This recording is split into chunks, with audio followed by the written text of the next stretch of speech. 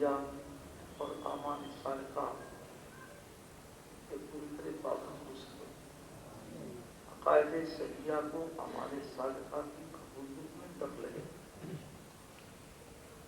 कोई शख्स की अकायद सहिया के बगैर आमान सालिका का कुछ फ़ायदा नहीं उठा सके।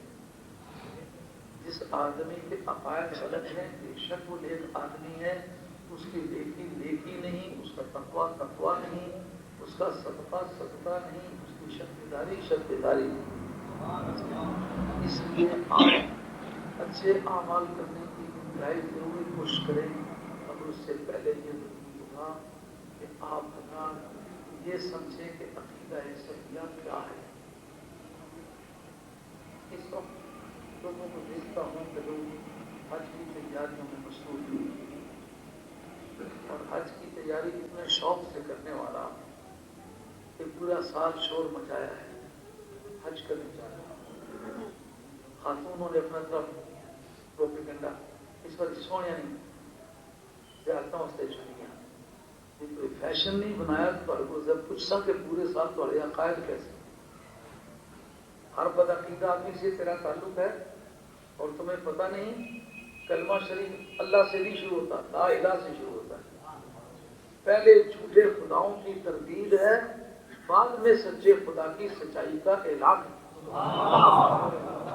अगर कोई झूठे अकीदे की तरदीद नहीं कर सकता तो उसका सच्चा अकीदा तस्लीम नहीं होगा। और आप अगर कुरान मजीद को सर्वे करें, आपको बिल्कुल पता चलेगा कि तरदीदी मवाद कुरान मजीद में इतना ज्यादा है कि ताईदी मवाद का वॉल्यूम बहुत कम बनता है। आप एक उसके सर्वे का एक प्रिंसिपल में आपको अर्ज कर दूं। आप चूंकि इस वक्त बच्चे BA MA वगैरह AA PhD वगैरह करा के खासे मेहनत कर लेते हैं और समझते हैं खासे पढ़ रहे हैं, मगर इसको इल्म कहते हैं। वो बड़ी आगे वसी दुनिया है, ये दरवाजा खुलता है, इससे बनता बनाता कुछ नहीं।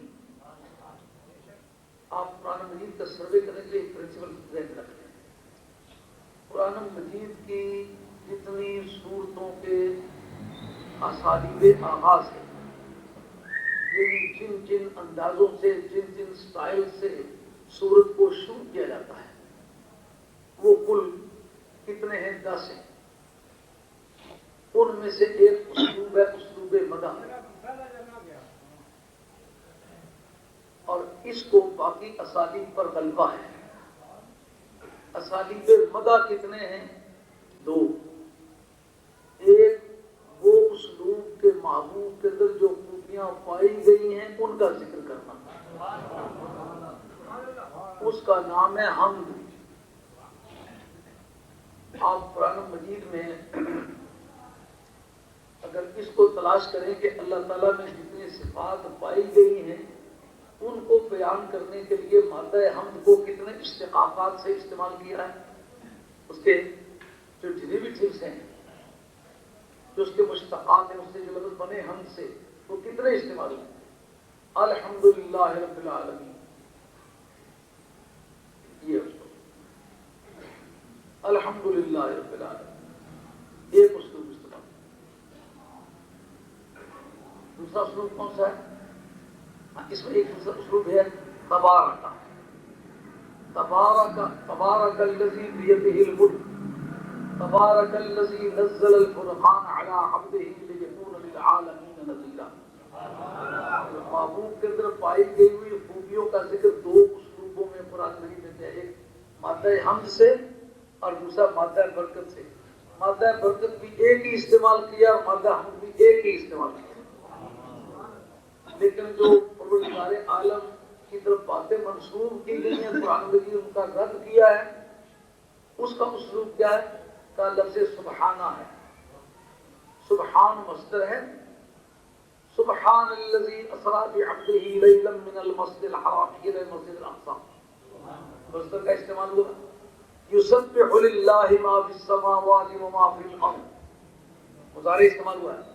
जमीनों आसमानों में जो कुछ है वो अल्लाह की तस्बीह बयान करता है। सब्बिह इस्म रब्बिकल आला ल्लज़ी खलक़ फसव्वा, तुम उसकी पाकीज़गी बयान करो یعنی مضارع بھی ماضی بھی سبح للہ ما فی السماوات ماضی ہے، یسبح للہ ہے مضارع ہے، سبحان الذی مصدر ہے، سبح اسم ربک الاعلی الذی خلق فعل امر ہے، یعنی اس کے جتنے پہلو ہیں فعلوں میں یا فعل ماضی ہے یا فعل مضارع ہے یا فعل امر ہے، تینوں استعمال ہوئے، اور اسموں میں سارے اسموں کی اصل مصدر وہ بھی استعمال ہوا۔ کیا مطلب ہے؟ یعنی حمد کے جو مادے ہیں اس میں ایک ہی ایک صیغہ استعمال ہوا ہے، رب کے اندر پائی گئی ہوئی خوبیوں کا ذکر، اس کا ایک اسلوب ایک انداز، جو رب کے بارے میں غلط باتیں مشہور ہوئی رب کی طرف سے رد ہوا، تردید ہوئی ہے، اس میں کتنے ہی مادے ہیں، سبح بھی ہے، یسبح بھی ہے، سبح بھی ہے، سبحانہ بھی ہے، تو کیا ریشو بن گئی؟ اس کا مدح کا ایک اسلوب ہے، خواہ وہ سبح کا ہے، خواہ وہ تبارک کا ہے، خواہ وہ تبارک کا ہے، خواہ وہ الحمد ہے جی، لیکن جو تردیدی مواد اس کے چار اسلوب ہیں، تو ایک کو چار کے ساتھ کیا مناسبت ہے؟ 1/4 کی یعنی چوتھائی حصے میں اللہ تعالیٰ کی حمد بیان کی گئی ہے، جو اس کے اندر خوبیاں پائی گئی ہیں، جو رد کیا گیا تردیدی مواد ہے کہ یہ بات بھی اللہ کی شان کے لائق نہیں کہ اس کا بیٹا ہو، یہ اللہ کی شان کے لائق نہیں وہ نبی کو چھوڑ دے، یہ اللہ کی شان کے لائق نہیں کہ وہ اپنے نبی کو سیر نہ کرا سکے وغیرہ وغیرہ۔ تو اسالیب سخن میں جو طریقہ ہائے کار متعین ہوئے ان میں آپ کو پتہ چل گیا کہ مدح کے اسلوب ہیں دو، ایک پائی گئی ہوئی خوبیوں کا ذکر، دوسرا نہ پائے گئے ہوئے عیبوں کے بارے میں تردید۔ تو تردید کا مواد جو ہے وہ 3/4 ہے، اور جو تائید کا مواد ہے 1/4 ہے۔ اس کا مطلب یہ ہے کہ جھوٹے عقیدوں کی تردید ربے میں سے 12 آنے ہیں، اور سچے عقیدے کا اعلان ربے میں سے 54 ہے۔ سمجھو بات؟ جو رکھ رکھا کی پالیسی جب بھی کبھی تقریر کا ہوگا، جو پانچے نیچے لٹکاتا ہے اللہ اس کو رحمت کی نظر سے نہیں دیکھے گا۔ مسواک کی لمبائی اتنی ہونی چاہیے، چل پانچے یار تیرے صحیح لیکن ایمانداری سے تو بیان کر۔ بخاری کے متن میں ہے مسترسل من الکعبین من الازار ففی النار او کما قال علیہ السلام، کہ جو ٹخنوں سے نیچے لٹکی ہوئی ازار ہے، خواہ وہ تہبند ہے خواہ وہ پجامہ ہے، وہ جہنم میں جائے گا۔ یہ ہے، اور قاعدہ کیا ہے؟ جس جگہ کوئی چیز ایبسولوٹ ہو وہ ریسٹرکٹیو کے ماتحت ہوتی ہے، جہاں پر مطلق بات بیان کر دی جائے تو وہ مقید کے ماتحت ہوتی ہے۔ مثلا ایک آدمی کہتا ہے کھانا کھا لو، لیکن دوسری جگہ کہتا ہے راستے میں بیٹھ کے کھانا مت کھاؤ۔ جو کھانا کھا لو اس وقت راستے کی کہتا ہے، وقت کی کہتا ہے۔ تو اب بچے گھر میں سن رہے ہیں، تو ایک بچہ کہتا ہے پھر نے کہا کہ کھانا کھا لو، تو نہ وقت کی پابندی ہے نہ جگہ کی پابندی ہے۔ دوسرا کہتا ہے پھر نے کہا راستے میں بیٹھ کے مت کھاؤ، یہ اس کو ساتھ شامل کرو۔ کھانا کھانا مطلق ہے لیکن راستے کی پابندی والی چیز لگانی پڑے گی، بات سمجھ آئے گی؟ کہتے سویٹ کھا لو، بچہ کھا لگا سویٹیں پھر کے مت کھاؤ۔ اب ایک بچے نے سنا ہے سویٹیں کھا لو، وہ کھاتا ہے، دوسرے نے کہا پھر مانا کہ پھر یہ نہیں کھانی، بیٹھ کے کھانی ہے۔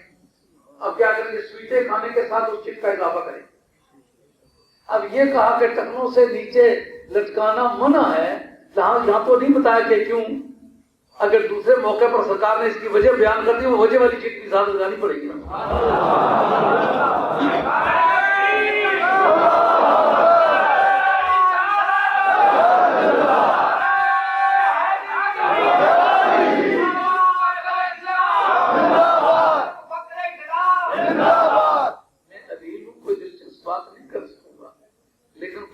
بات بھی انشاءاللہ نہیں کروں گا، آپ سمجھ لیں گے تو مزہ آئے گا، آپ سمجھنے پر مجبور ہوگی۔ جس جگہ یہ ہے نا کہ مسترسل من الکعبین من الازار ففی النار، اس جگہ ساتھ ہی حدیث ہے، بے ایمانی کی انتہا ہے، یا پڑھے ہوئے نہیں لیکن یہ کہنا بہت کم ممکن ہے، اور اگر پڑھے ہوئے ہیں تو یہ وجہ نہ بتائیں۔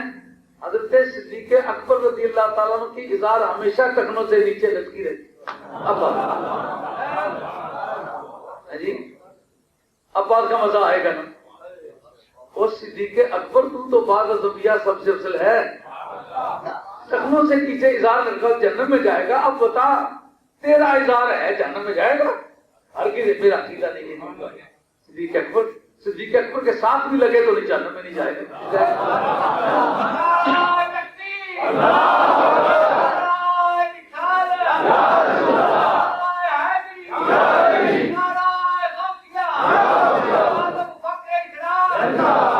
اب یہ بحث چوراہے میں الجھ گئی کہ نہیں الجھ گئی؟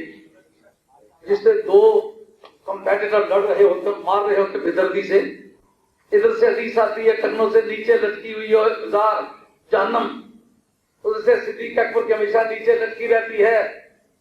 دونوں حدیثیں آ کے آمنے سامنے, دنگل پڑ گیا کہ نہیں پڑ گیا؟ اب پتہ چلے گا لنچ میں جمعہ پڑھنے کا فائدہ کیا ہے. عرض کرتے ہیں یا رسول اللہ صلی اللہ علیہ وسلم کہ میری ازار نیچے لٹکی رہتی ہے, میں کیا کروں کیونکہ کولوں پر گوشت کم ہے. تو جنہوں نے گوشت تھمنی نہیں ہونا کیا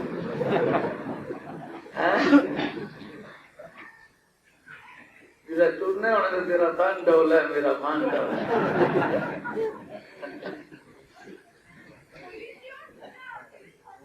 جس طرح زکاتہ نہ مال ہونا اس طرح گوشت چڑھیا ہے. اب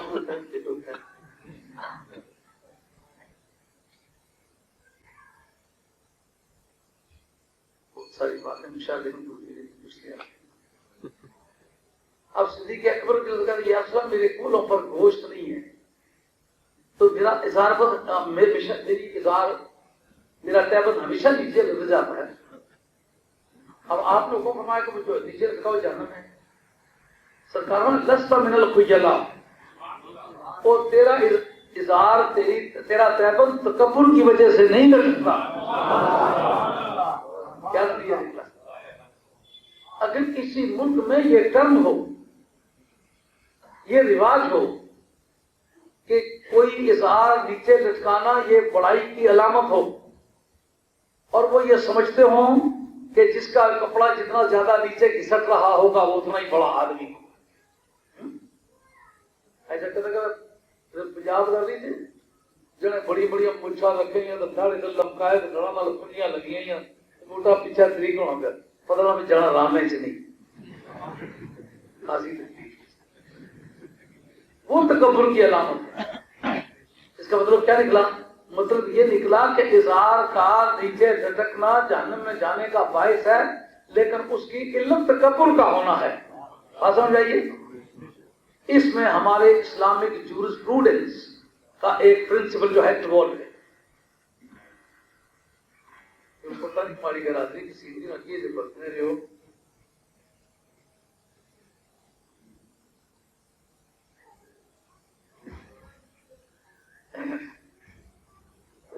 ایک بار جیلا گئے ہیں نا, جوان آدمی سے بوجھ دو چاچا سے کھایا کروں لیکن اپنے پیسے وہ نکال کے گوشت نکالنا مشہور شاہ گوشت نہیں کھانے. حالانکہ 4 شیر 5 شیر گوشت کھاؤں اب میرے کشتی کوشش کرا کرا جیلا جناب کافی ہمارے مرید کے رفتار سے گوشت مرید کھڑنا کہتی شادی خان کرتی ہے وزن انہوں نے بدی تھی جب تو رہا ہوئے نا اپنا سب تو آگے لی یا اللہ جیلا کی ساری زندگی جیل ہی چکا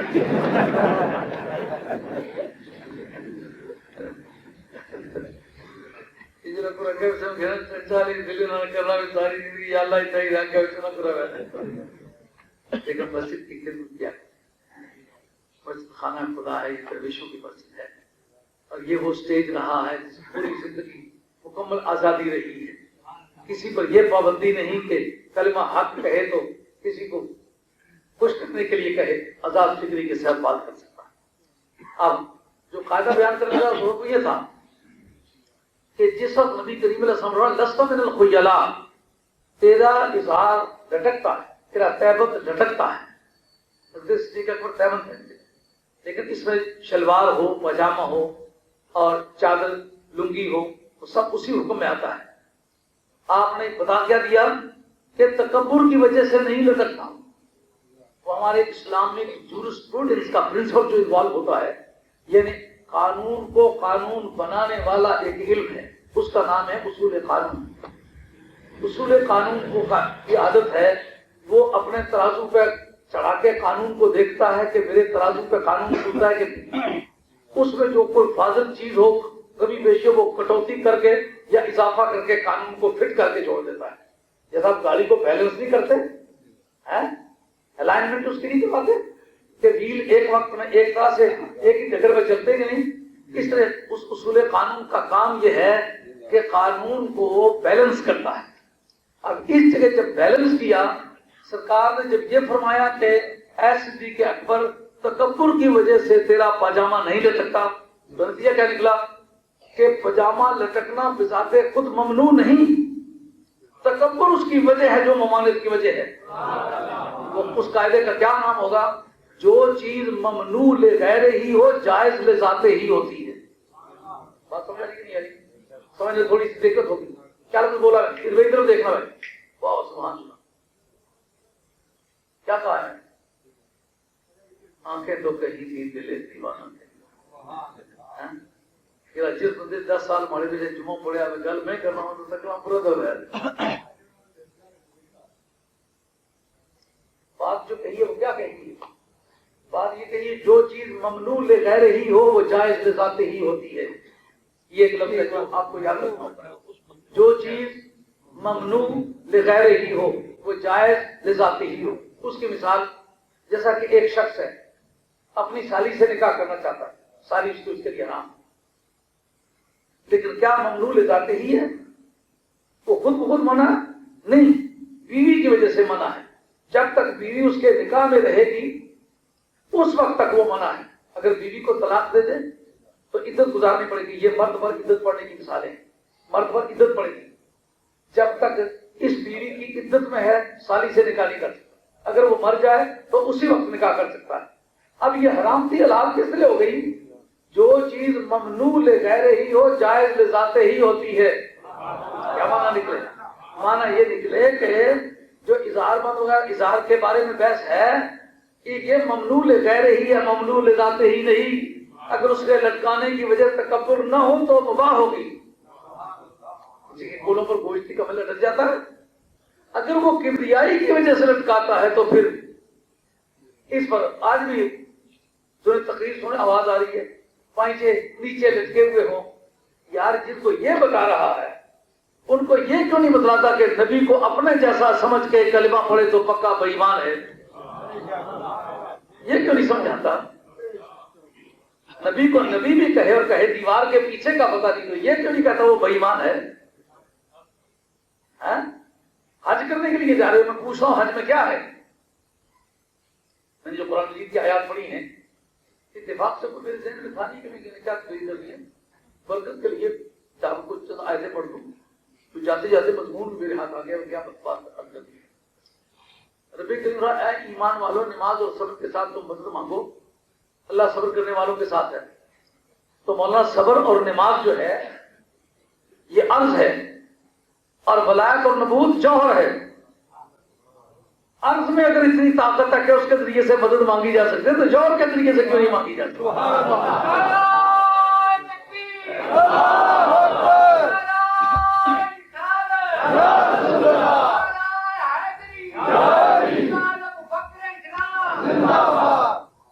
اور جو اللہ کے راستے میں قتل ہوگا میں مردہ مانگتا ہوں وہ زندہ ہے, تم نہیں جانتے لیکن تمہیں پتا نہیں.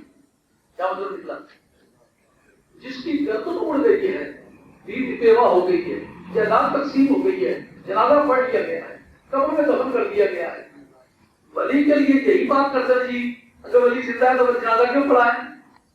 میں پوچھتا ہوں شہید اگر زندہ جنازہ کیوں پڑھائیں؟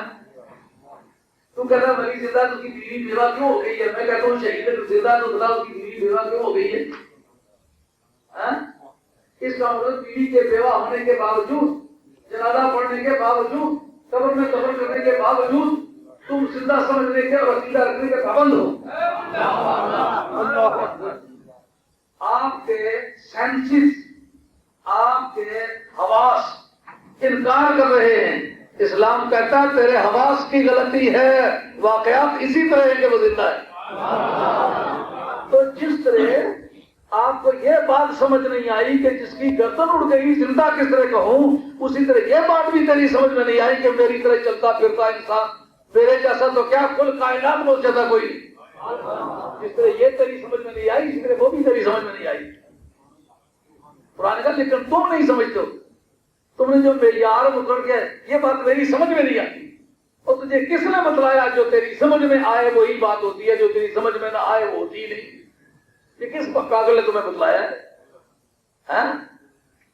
اگر تو دیکھے بہن کے بھی اتنے ہی اعضاء ہیں، بیوی کے بھی اتنے ہی اعضاء ہیں، تو یہ حلال ہے وہ حرام ہے، تیری سمجھ میں نہیں آئی تو تیری سمجھ کی مجبوری کی وجہ سے اس کو مباح قرار دیں گے؟ تیری سمجھ کی ایسی تیسی کہ تجھے کس نے بتلایا کہ تیری سمجھ جو ہے وہ مفتی واقع ہوئی ہے، جو کچھ وہ کہے گی وہی قانون بنے گا؟ قرآن کہتا ہے تیری سمجھ کی بات ہی نہیں ہے. جان دے، جانے دے اس قصے کو، جو بات کہتے مان جا. آپ ڈاکٹر کے پاس جائیں، کہ جی ساری بیماری کی مجھے اصل حقیقت پتا چلنی چاہیے، کہ یہ تیری سمجھ کی بات نہیں، یہ دوائی لے. ڈاکٹر کو میرا ہی پاگل ہوگا جو پورا اس کو میڈیکل پڑھانا شروع کر دے. یہ کسی کے پاس کی بات ہے؟ آپ نے کہا یہ میرا پالیسی میٹر ہے، میں جانتا ہوں کہ زندگی کس چیز کا نام ہے. سرکار تاجدار مدینہ اسلام ساری مخلوق سے اول مشہور ہے کہ نہیں؟ قرآن کہتا خلق الموت والحیات، موت اور زندگی دونوں پیدا کی ہیں. اگر ساری مخلوق سے پہلے سرکار ہے تو زندگی پیدا ہی بعد میں ہوئی ہے. زندگی پیدا ہی بعد میں ہوئی ہے، موت پیدا ہی بعد میں ہوئی ہے. اور اصول فلسفہ کیا ہے؟ جو ارسطاٹل کی فور کازز آف ارسطاٹل، ارسطو کی 4 علتیں، یہ فلسفے کی بڑی نامی گرامی بحث ہے. پی ایچ ڈی کے میں جو لوگ مارے پھرتے سر گنجے ہو جاتے ہیں 4 علتوں پر بحث کرتے کرتے. اس میں ایک بات یہ ہے کہ جس وقت کوئی شے مال سے وجود میں آتی ہے تو شے کے وجود میں آنے سے پہلے جو اس کا مٹیریل ہوتا ہے وہ موجود ہوتا ہے. وہ مٹیریل اس کے لیے موقوف علیہ ہوتا ہے، اس پر اس کا دار و مدار ہوتا ہے. وہ مٹیریل پایا جائے تو بعد میں شے پائی جاتی ہے. اور زندگی جس کو کہتے ہیں اس سے پہلے مدینے والا اگر موجود تھا تو آپ کو ماننا پڑے گا زندگی کو باقی رہنے کے لیے مدینے والے کا سہارا لینا پڑے گا. مدینے والے کو زندگی کا سہارا نہیں لینا.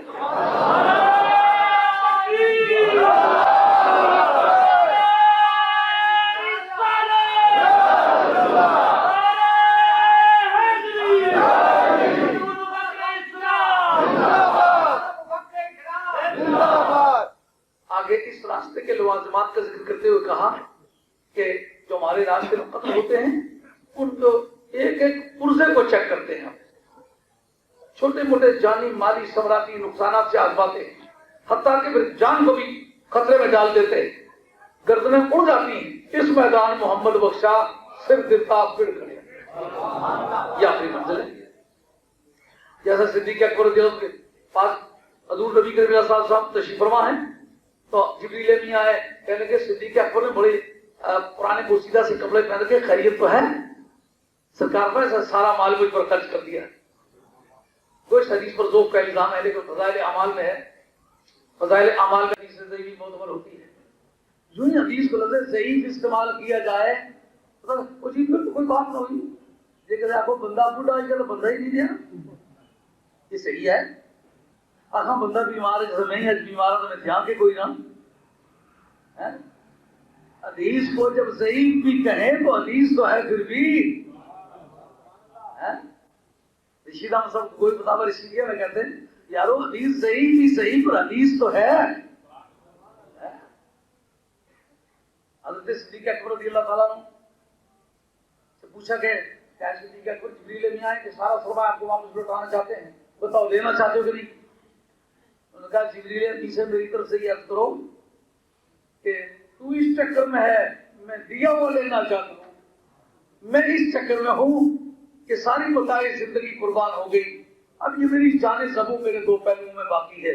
اس وقت کا انتظار ہے جب سرکار کے پائے مبارک ہوں گے، صدیق اکبر کے جان کا نذرانہ ہوگا، نبی پاک کے قدموں میں نشاور کر دوں گا. وہ وقت میرے لیے مقبولیت اور پسندیدگی کا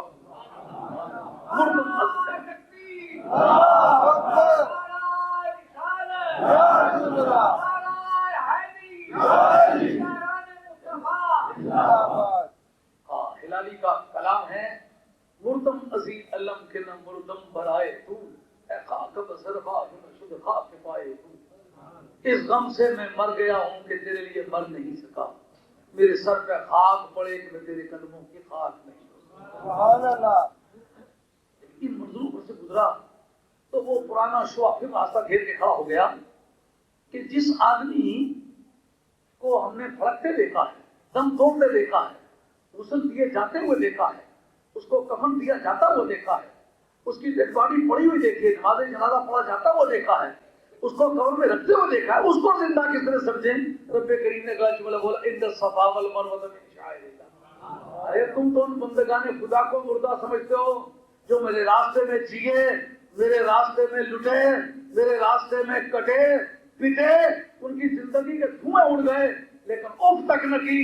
اور میں تو ان راہگزاروں کو مردہ نہیں کہتا جن راہگزاروں سے وہ گزر گئے۔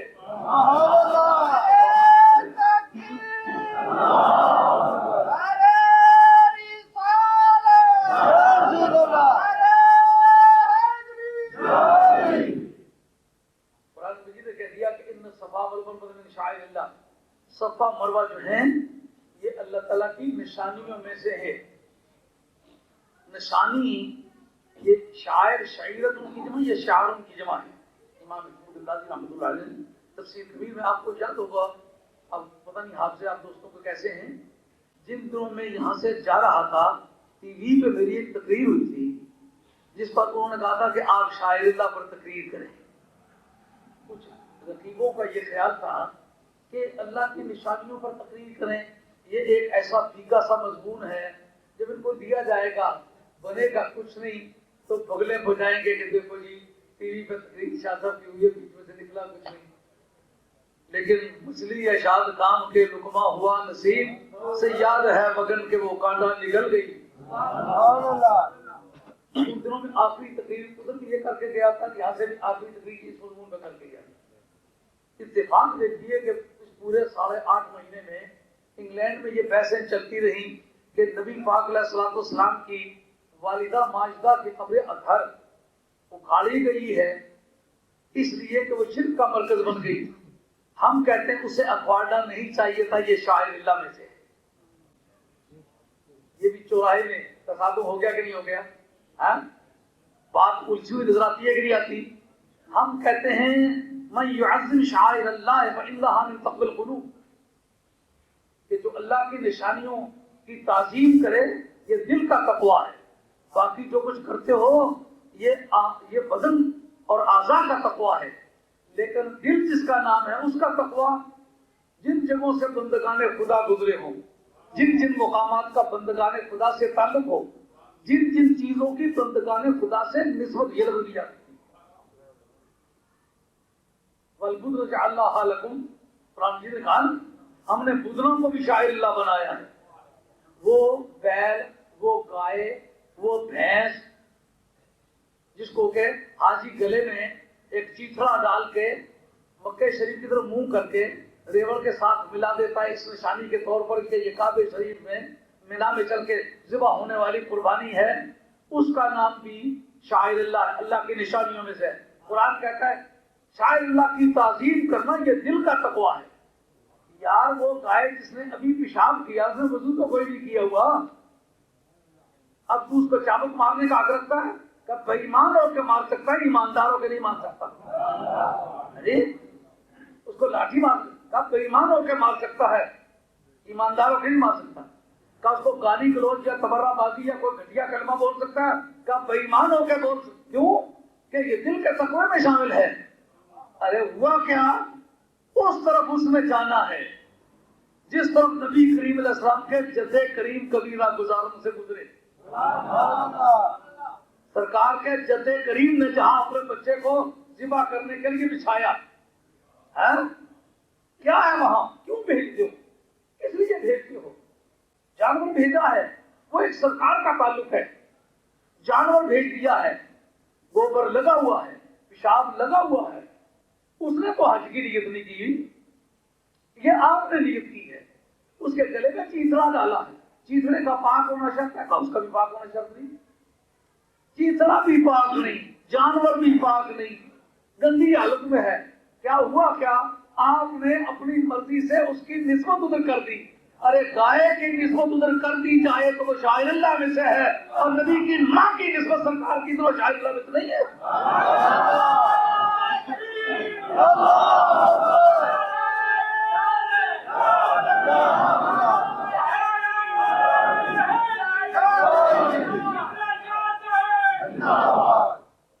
اور عرض کروں اس پر جو عذر لنگ پیش کیا جاتا ہے، لیم ایکسکیوز، لگڑا عذر، وہ ہے کیا کہ حضرت فاروق اعظم رضی اللہ تعالی عنہ نے حدیبیہ کے مقام پر ایک درخت تھا جس کے نیچے بیٹھ کے سرکار نے صحابہ کرام رضوان اللہ تعالی اجمعین سے بیعت لی تھی۔ اس درخت کو صحابہ مقدس سمجھنے لگے، وہاں اللہ اللہ کرنے لگے، عبادت کرنے لگے۔ فاروق اعظم رضی اللہ تعالیٰ نے کہا کہ یہ شرک ہو رہا ہے، تو شرک کو مٹانے کی غرض سے اس درخت کو کاٹ دیا تھا جو درخت شرک کی وجہ بنا تھا۔ تو اس وجہ سے ہم نے یہ قبر اکھاڑ دی ہے، کیونکہ یہ شرک کا مرکز بن گئی تھی، لوگ سرکار کی والدہ سمجھ کے وہاں بہت تعظیم کرتے تھے، تو ہم نے اس وجہ سے اس کو اکھاڑ دیا تاکہ شرک کا خاتمہ ہو جائے، اور اس میں سنت فاروق اعظم کو زندہ کیا ہے۔ تف ہے تمہاری اس سوچ پر، تف ہے تمہارے ان مولویوں پر جنہوں نے یہ استدلال کیا ہے۔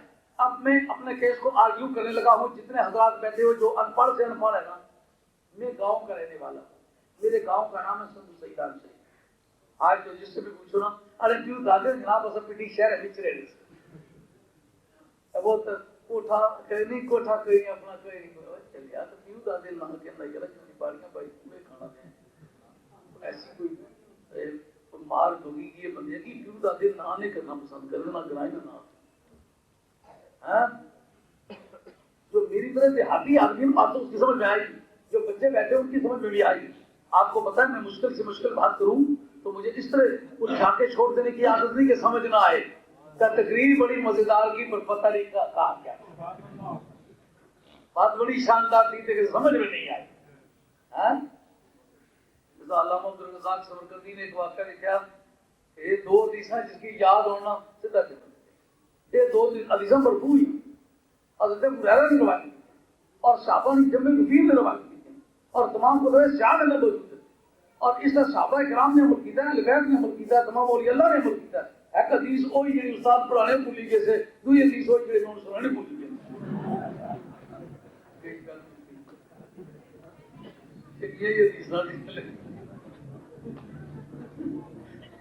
اب میں اپنے کیس کو آرگیو کرنے لگا ہوں، آپ اس پر غور کریں، ہر ایک آدمی کو سمجھ میں آئے گی۔ بات کیا ہے جی؟ حدیبیہ۔ یہ حدیبیہ نبی پاک علیہ الصلوۃ والسلام 6 سال ہجرت کو، 6 سال ہوئے سرکار کو ہجرت کیے ہوئے کو، مدینہ طیبہ میں تشریف فرما ہیں۔ اب کعبۃ اللہ کی زیارت کے لیے عمرے کے ارادے سے تشریف جا رہے ہیں، راستے میں کفار نے روک لیا، مزاحمت ہوئی، سرکار نے مناسب سمجھا کہ ان سے صلح کر لی جائے تاکہ ہمیں اسلام کو پھیلانے کا پرامن طریقے سے راستہ مل سکے۔ صحابہ اس سے حمایت میں نہیں تھے، لیکن سرکار نے کہا میں جو کچھ جانتا ہوں تم نہیں جانتے۔ اور جس وقت حضرت عثمان غنی رضی اللہ عنہ کو بھیجا مکہ شریف میں کہ جاؤ جا کر ان سے بات چیت کرو کہ ہم لڑنے کے لیے نہیں آئے، کعبۃ اللہ کا طواف کرنے کے لیے آئے، پرامن طریقے سے آئیں گے، پرامن طریقے سے واپس چلے جائیں گے۔ لوگوں نے مشہور کر دیا کہ حضرت عثمان غنی رضی اللہ عنہ کو شہید کر دیا گیا۔ اس موقع پر سرکار دو عالم علیہ السلام نے بیعت لی کہ حضرت عثمان کے سلسلے میں ہم جہاد کریں گے، اگر یہ بات سچی نکلی ہم جہاد کریں گے اور اس کا بدلہ لیں گے۔ جب بیعت لی تو لوگوں نے کہا جناب سرکار کو علم ہوتا تو پتہ ہی کیوں نہ ہوتا کہ وہ ہمارے ہی نہیں گئے، مگر ظالم دیکھ حدیث کے الفاظ کیا ہیں۔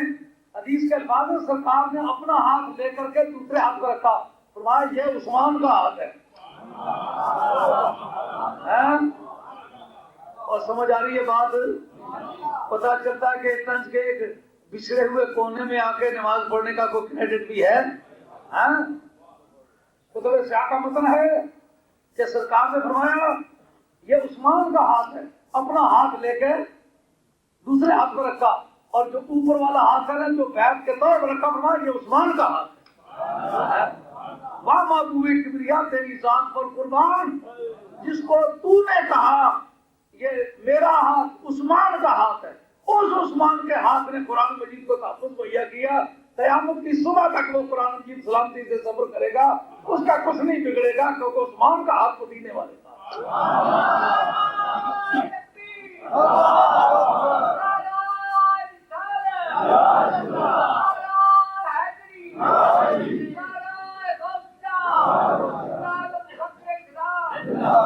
थोड़ा बात को मुख्तसर करना चाहूंगा, लेकिन बात बड़ी दिलचस्प है, आप उसको समझेंगे तो मजा ही आ जाएगा। इस साल सरकार वापस नहीं ले गए, दूसरे साल वापस आए। उम्र तो खुदा किया तय हुआ था कि आइंदा साल आप उम्रा कर लें, हम जिद कर गए हैं, हमारी ये जिद पूरी होने दो, आइंदा साल कर लेना। हुआ। अब ये कि हज़रत फारूक आज़म ने वो दरख्त कटवाया, कौन सा? हुदैबिया। असल में हदबाओ है इसम, अहदाबो हदबा अरबी जुबान में जिन जिन मादों के अंदर माने ऐब और रंग पाए जाते हैं उसमें इसमें फाइल नहीं आता, उसमें सिर्फ मुशब्बा आता है। और ये अंग्रेजी जुबान बेचारी बहुत गरीब है, क्या कहेंगे उसके बाद तो इसके लिए लफ्ज़ एडजेक्टिव कहते हैं। और मिसाल है बिगला मूल एडजेक्टिव, जिसको एडजेक्टिव कहते हैं। एडजेक्टिव अरबी जुबान में उसके लिए इसमें फाइल नहीं आता, सिर्फ मुशब्बा आता है। अहदाबो कुबड़ा मर्द, हदबाओ कुबड़ी औरत। शजरा चूंकि मुअन्नस सिमाई है अरबों के नजदीक, इसलिए हदबाओ कुबड़ा सा दरख्त है। लेकिन हुदैबिया ये उसकी तस्गीर है, डिमिनिटिव नाम, इसमें तस्गीर उसको छोटा के बच्चा से भी चुंगड़ा करते हो, बाग से बागीचा, खान से खानचा। इसी तरीके से हदबाओ से हुदैबिया, छोटा सा कुबड़ा दरख्त। हदबाओ माने कुबड़ा, हुदैबिया छोटा सा कुबड़ा। इस बारे में बहस है कि फारूक आज़म ने ये कटवाया, अब इसको हम आर्ग्यू करते हैं। बुखारी और दोनों हाथ उठे हुए हैं। बुखारी का मतलब है दूसरे साल हमने वो दरख्त तलाश करना चाहा, नहीं मिल सका। बुखारी शरीफ के मतलब में है। और दूसरे साल जब तलाश किया तो तलाश करने पर भी ना मिला, तो फिर काटा क्या है? जरा सोच के बता, कहां बैठा हुआ है? काटी तो वो चीज जाती है जो पहचानी जाए। ये काटने का वाला है कहाँ? ये तारीफ का है। और किस बेवकूफ ने तुम्हें ये बताया है कि तारीखी वाकयात हदीस के जवाब में वाक़या हो सकते हैं? तारीख की सेहत के उसूल कमजोर हैं, हदीस की सेहत के उसूल ज्यादा मजबूत हैं। उस मजबूत उसूल के सामने ये कमजोर मजबूत वाला का कानून ठहर नहीं सकता। इसलिए कोई दानिशवर नहीं कहेगा तारीखी वाकयात जो है वो हदीस के मुकाबले में पेश किए जा सकते हैं। समझो बात बोले पड़ी। जब दूसरे साल बुखारी का मतलब कहता है दूसरे साल हम आए, तलाश करने लगे कि देखें वो दरख्त है कहाँ, तो दूसरे साल न मिल सका। तो जब सरकार की मौजूदगी में दूसरे साल न मिल सका तो कटवाने का काम कब हुआ? समझा की बात? ये कहना फिर कैसे दिया? वो इसलिए कटवाया कि सरकार वहां नीचे बैठे थे। हाँ, अगली बात, अगर उसमें शिर्क होता था तो अगर नबी करीम सल्लल्लाहु अलैहि वसल्लम ने क्यों नहीं कटवाया? हजूर के जमाने में शिर्क जायज था। बात समझ आ रही है नहीं आ रही?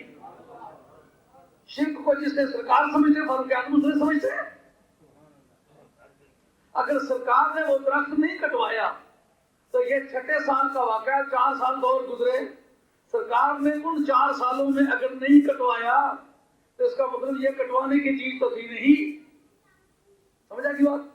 अगली बात, हज़रत सिद्दीक़ अकबर रज़ियल्लाहु अन्हु 2 साल और कुछ महीने खलीफा रहे, उन्होंने क्यों नहीं कटवाया? सिद्दीक़ अकबर रज़ियल्लाहु अन्हु के जमाने में शिर्क जायज था। अगर ये कोई बात थी तो वो कटवाते। सिद्दीक़ अकबर पूरी उम्र से अफजल है, फारूक आज़म से बहुत अफजल है, वो कटवाते। अगर उन्होंने नहीं कटवाया तो फिर इस बात की क्या हासिल है? अच्छा, फारूक आज़म कब खलीफा बने? 13वें साल में।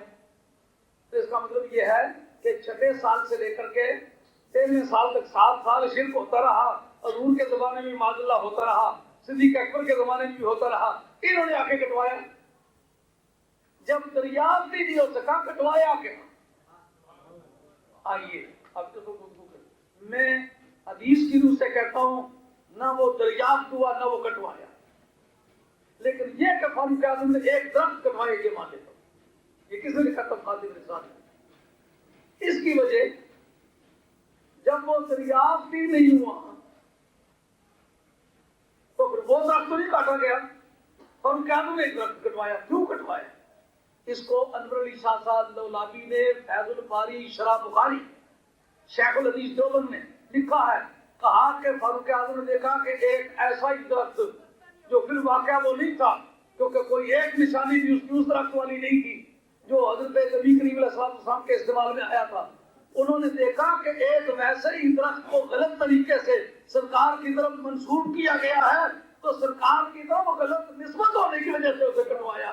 کہ سرکار کی طرف نسبت نہیں ہے پھر کیوں نسبت کرتے؟ سمجھ بات.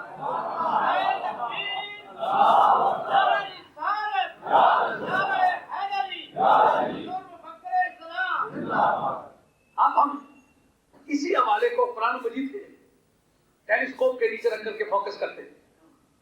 پھر دیکھتے ہیں کہ کیا فاروق اعظم کا یہ مزاج ہے؟ کیا جس جگہ سرکار بیٹھے اس جگہ اللہ اللہ کرنا یہ شرک کا محل ہے؟ اس میں شرک کا شعور ہے؟ سیدھے سادے لوگوں کو گمراہ کرنے کا کیسا مقدس فریب نکالا ہے. کیسی نیک قسم کی بے ایمانی ہے. حج اور آب زمزم سے دھلی ہوئی بے ایمانی. آپ کو سیدھے سے سمجھوتا کے بعد ان کو دھوکہ نہ دے سکے. ہم قرآن مجید سے پوچھتے ہیں کہ قرآن مجید جس جگہ بندگان خدا بیٹھے ہوں ان کو مقدس سمجھنا یہ فاروق اعظم کے عقیدے میں ہے کہ ہاں قرآن مجید کے حوالے سے کہتے ہیں ہاں ہے. کس جگہ لکھا ہوا ہے وَاتَّخِذُوا مِن مَقَامِ إِبْرَاهِيمَ مُصَلًّى. حضرت فاروق اعظم رضی اللہ عنہ نے جس جگہ صحابہ کرام سے یا پوری سوسائٹی سے اختلاف رائے کیا اور وہ ایک رائے پر جم کے یہ ہونا چاہیے اور رب کریم نے باقیوں کی آراء کو رد کر کے فاروق اعظم کی رائے کی حمایت کی اور ان کی رائے کے مطابق قرآن مجید کی آیت نازل کی ہے. ان آیتوں کو کہتے ہیں موافقات عمر. یہ ہمارے فن تفسیر میں ایک مستقل چیپٹر ہے. ایک مسئلے کو جاننا ہوگا کہ قرآن مجید میں کل کتنے موافقات عمر ہے اور وہ کہاں کہاں ہے اور وہ مسائل کیا ہیں. ان میں سے پہلا موافقات عمر میں یہ ہے. ہوا کیا جس وقت نبی کریم علیہ السلام نے مکہ فتح فرمایا اس کے بعد کام کی طرف سرکار سے کہنے لگے یا رسول اللہ لبن قتلنا من مقام ابراہیم مصلی. دل چاہتا ہے کہ کاش جس جگہ حضرت ابراہیم علیہ السلام نے کھڑے ہو کے پتھر لگائے ہیں نا اس جگہ کو نماز کی جگہ بنائے, اس جگہ عبادت کرے. سبحان اللہ.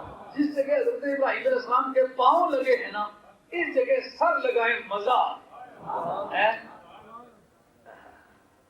پلکا نال بہاریاں دے جسے بکریاں یاد چلے. سبحان اللہ سبحان اللہ. پتھر کو کیسا مقدس ہے.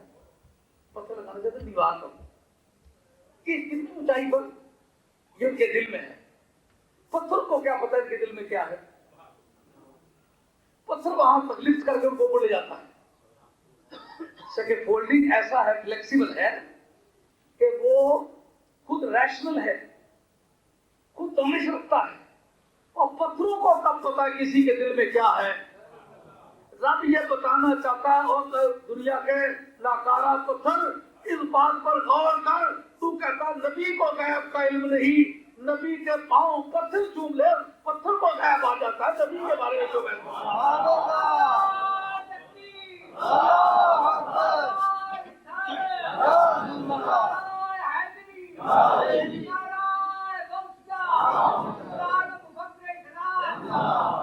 جس سے آج یہ ماڈرنٹی نے نئے نئے گل کھلائے ہیں اسکولوں کالجوں یونیورسٹیز میں پڑھنے والے, قانون اور سائنس سیاست وغیرہ پڑھنے والے, اسٹرانومی اسٹرالوجی پڑھنے والے اور اسی طرح باقی میٹیریلسٹک سائنسز پڑھنے والے, وہ سمجھتے ہیں جو چیز ہمارے سائنس کے ترازو پہ تل کے کچھ نتیجہ نہ لا سکے اس کو نہیں ماننا چاہیے. اگر تیری اماں کو اسی ترازو پر چڑھا دیا جائے تو تیری بیگم سے مختلف نتیجہ نہ لائے تو میں پوچھتا ہوں کہ تو ماں کو بیگم کی طرح سمجھے گا بیگم کو ماں کی طرح سمجھے گا اور تیری ماں تیری صرف ماں ہو کے اتنی عزت والی ہے، اگر بیوی کی جگہ سمجھے تو کافر ہو جائے. تو مجھے بتا اسی ظاہری شکل کے دھوکے میں تو یہ کہہ رہا نبی میرے جیسا میں نبی جیسا ہوں. اگر ظاہری شکل کی وجہ سے تیری بیگم تیری ماں جیسے نہیں ہو سکتی تو پھر تو ظاہری شکل کی وجہ سے تیرے اپنے نبی جیسا کیسے ہو سکتا ہے؟ آئیے یہ تجویز کس کی تھی؟ فاروق اعظم رضی اللہ عنہ. جس جگہ حضرت ابراہیم علیہ السلام نے پاؤں لگائے اس جگہ ساتھ لگانا چاہتے ہیں اور عبادت کرنا چاہتے ہیں. اسی فاروق اعظم کے متعلق ہم یہ سوچیں کہ جس جگہ سرکار